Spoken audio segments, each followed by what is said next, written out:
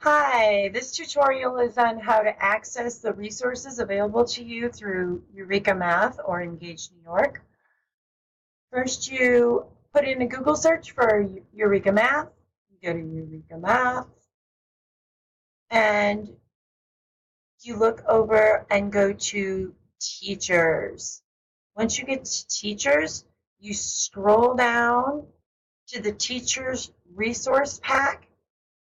Click to learn more information.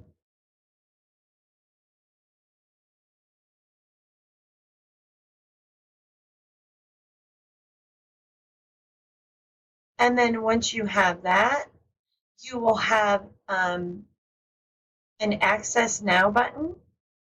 Click on the Access Now button. If you would like to add it to your dashboard, you click here.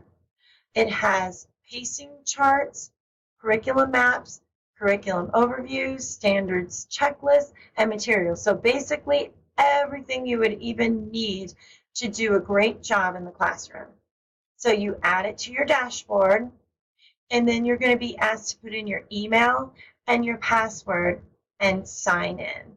And then everything will be able to be customized and available to you at that juncture.